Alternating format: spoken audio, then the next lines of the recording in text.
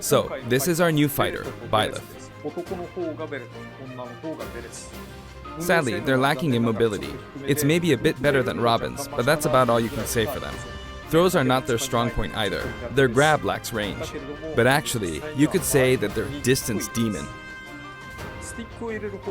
The hero's relic they use changes depending on the direction you input with the stick. Each of the hero's relics is a weapon that appears in Fire Emblem Three Houses. They look like bones, and there's a reason for that. First, let's talk about the weapon Byleth uses for upward inputs, the Sword of the Creator. The Sword of the Creator here is Byleth's default weapon. They use it for flurry attacks and tilt attacks, such as down tilt attacks, where it takes the form of a whip. They also use the sword for dash attacks and other moves. For their up smash attack, they'll whip the sword upward to launch enemies in the air. For their up air attack, they'll wave the whip sword overhead. The hit detection for this attack lasts for a relatively long time. The up special move is really something. The sword extends like this, allowing you to do things like this. It was pretty terrifying how I knocked him into the air with that attack. And in addition, you can do awful things like this. That said, you'll launch opponents upward until their damage reaches a certain percentage.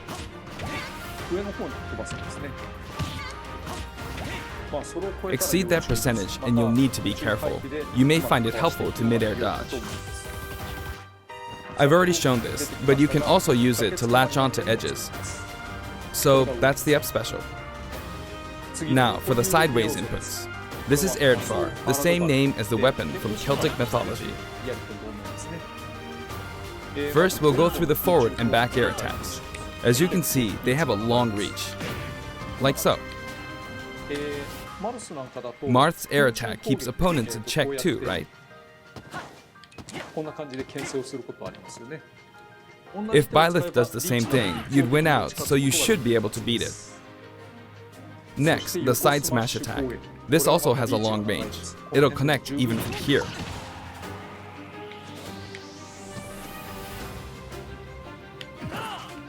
Also, if you add an upward tilt, it will be stronger. And if you've knocked an opponent down, the side attack won't hit unless you add a downward tilt to aim for them. By the way, the tip of the lance is more powerful. The shaft part is weaker, so it's not suited to close combat. It won't deal much damage, and it won't launch opponents far. That's why, as a rule, you want to hit with the blade part aimed upward, or downward in this case. Next, the side special move. Byleth will simply swing the lance like this, but again, it has excellent reach. For example, even when your opponent is at this distance, it'll still hit.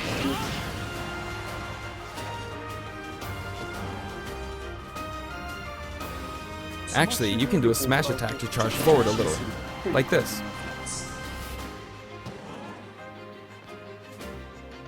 But as you'd expect, it can be easily shielded, so be careful. Use it in mid-air and you'll carve up a large area. Returning to the side air attacks from earlier, they have great horizontal reach, but they lack verticality. So this complements it well, although you'll be vulnerable when you land. Now, for the downward inputs. For these, Byleth will use an axe called Emir. It's named after a weapon that appears in Ugaritic myth. First, the down air attack. It really is strong. You can try for a meteor effect with this attack. Next is the down smash attack. A heavy swing of the axe back and forth. As you can see, it has a great deal of launch power. And for the down special, Byleth channels all their energy into a devastating strike. It's a bold move, similar to the Falcon Punch, but here's what makes it different. When readying the move, there's a super armor effect, which allows you to withstand an attack. Just so you know, if you execute a Falcon Punch at about the same time, it plays out like this. It's a bit slower than the Falcon Punch, but due to the super armor effect, you have the advantage. Unless you get grabbed. Another notable aspect is that it lets you pass through platforms. While you're charging up, you can breeze past platforms like this to reach a lower area. It won't let you jump, but you could use it as a surprise attack. Also, you can turn around during the move. The swing takes a while, so if an opponent runs behind you during the move, you can quickly change direction. Even though it can be hard to land a hit with this move, it can be really effective when used against a group of opponents. Plus, even if you fail to land a direct hit, any opponents on the ground nearby will still be launched a little. It's as if the quaking of the ground launches them. By the way, earlier I talked a little bit about the other Fire Emblem characters' moves. I don't recommend using this down special against fighters from the Fire Emblem series, because you'll just get loads of counters. It hits with that much power in a single attack. Counters can actually multiply the power of blocked attacks, and using easily anticipated attacks like this could just get you hit by counter after counter. Next, we have the neutral moves. The bow you use is called Fail Not, which shares its name with the bow from the Knights of the Round Table. It only appears in a few neutral moves. You've got the neutral air attack. This attack is similar to a move of Pit's and other fighters like him. It lets you spin the weapon around. It's also easy to create certain combos with it. And with the neutral special, you'll let loose an arrow. It seems pretty straightforward, right? But there are a few noteworthy aspects to this bow. First, the biggest difference between this bow and Link's is that once you enter the command, you can keep charging until it's ready. You can't release it partway through the charge, so when it does fire, the arrow travels at high speed. It's also very powerful. That said, you can still cancel out of the stance using the shield button. You can also change direction while in the stance. It works up until this point, but if you keep holding the button, you'll unleash a powerful arrow that looks like a beam of light. You can perform this move by keeping the button held down. You charge up power like so, charge a bit more, and then fire. But again, you'll need to take care when using this move. For one, when you've powered up the move to its max, there's no way to cancel out of it, not even with the shield button. In other words, you're committed to firing it. So you see, a situation like this is pretty terrible. Once you've entered the stance, you won't be able to do anything. Which means it's quite the risky attack to use against fighters who have a move with a reflector effect. But you could always just aim into the fray, as it is, after all, a long-range move, letting you deal a sudden blow to opponents. So you need to think carefully when using this projectile weapon. Byleth's final smash is called Progenitor God Ruptured Heaven. In the original game, there's a move called Ruptured Heaven. This is an enhanced version.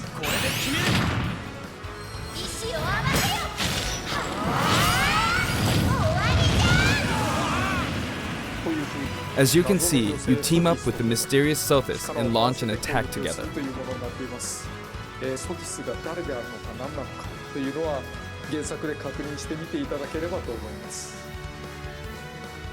Now, let's talk about the color variations. It's set up so that the default and odd-numbered color variations are male, while the even-numbered ones are female. However, the third, fourth, and fifth colors are, as you can see, reminiscent of the house leaders. Those of you who played the original game will of course understand what I'm referring to. The sixth color is based on Sothis, who you just saw earlier. And the 7th and 8th variations have a different hair color, which is based on something that occurs in the course of the original game's story. Didn't we see this variation in the final Smash?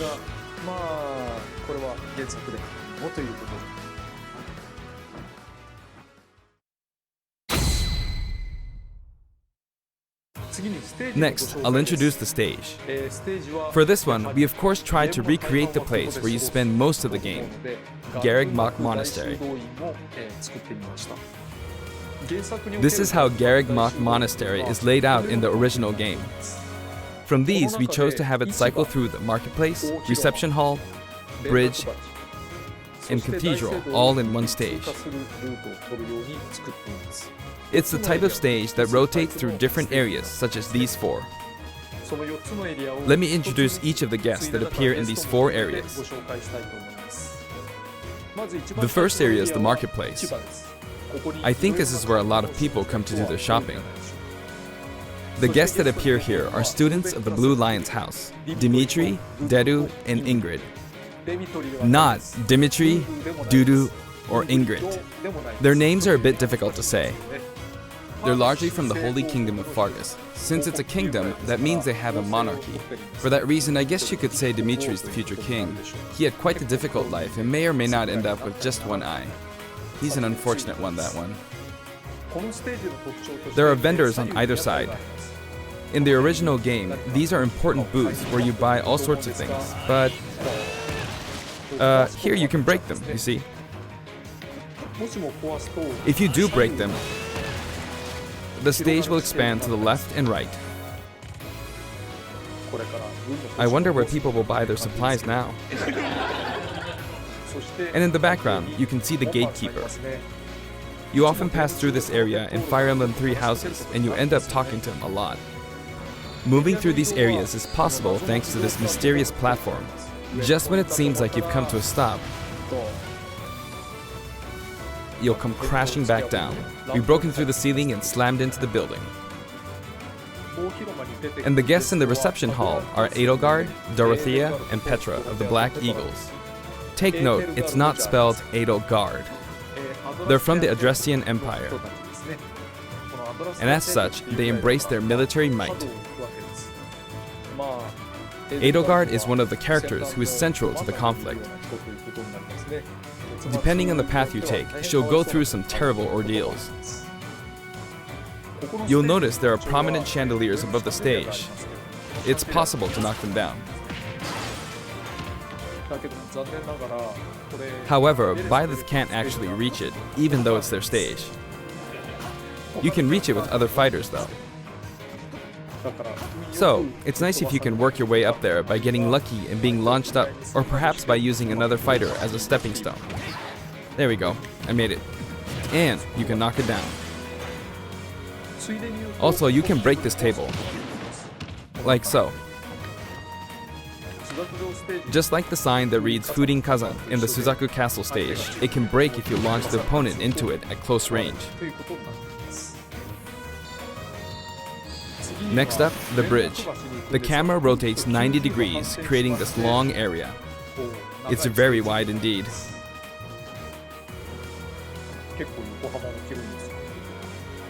It's similar to the Bridge of Elden stage. The guests are from the Golden Deer, Claude, Hilda, and Lawrence. They belong to the Leicester Alliance.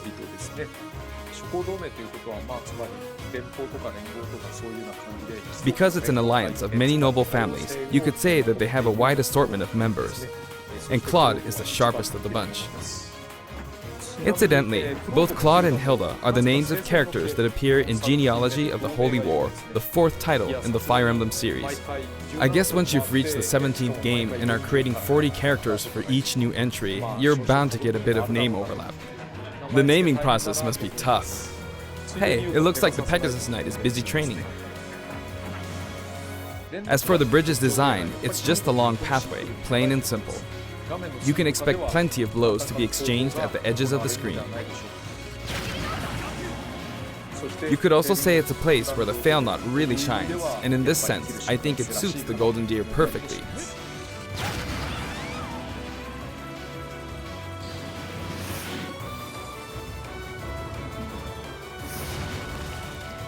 The last area is the cathedral, only with some platforms you can pass through. The guests appearing in the cathedral are Sedith, Flayn, and Rhea. There's Sedith, who appears to have an extremely strong bond with his sister, Flayn. She seems to be under the protection of him and Rhea, who you can see fighting during the opening of Fire Emblem Three Houses.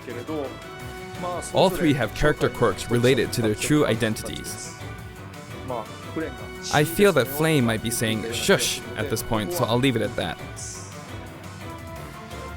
This is a simple area of the stage. All it has are these platforms. Being the last area, it may be a place where some intense battles will be waged. It'll cycle through each location in about 2.5 minutes.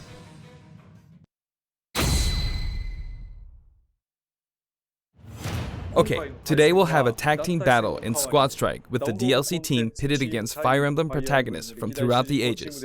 That'll give us precisely 5 players per side. Alright, here we go, Joker. Joker! And Hero! Gee, we really made a lot, huh? Banjo! By now, I think you know what I'm doing. But basically, I'm trying to defeat all 5 opponents with just the professor here.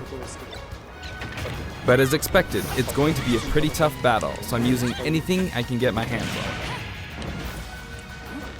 It's not going to land that easily. Uh-oh, this is bad. Bennigan's. I better keep my distance. I'll use this chance to attack. Got him. That's scary. He's invincible for a moment here. Lots of explosives. Ouch. He perfect shielded that, huh? Good one. If I do this, or like so.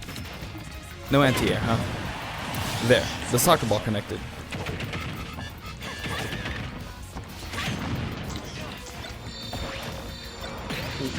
Good, there's Mom. You're in a good spot, Mom. Ah, I shouldn't have taken that. Gardevoir. Well, I guess no one uses projectiles. At this point, it doesn't matter if Gardevoir's there or not.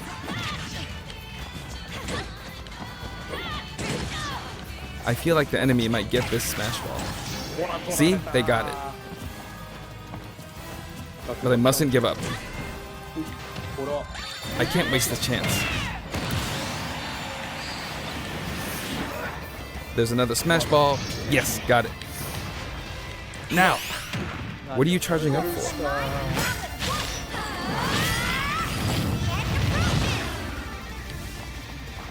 There's still more. Whack! Go on, you can take the hammer, but it's mine. Although I'm scared I might get hit with a counter in this state. I hit him! I was trying to fight using Byleth's abilities alone, but what matters is that I won. Good game.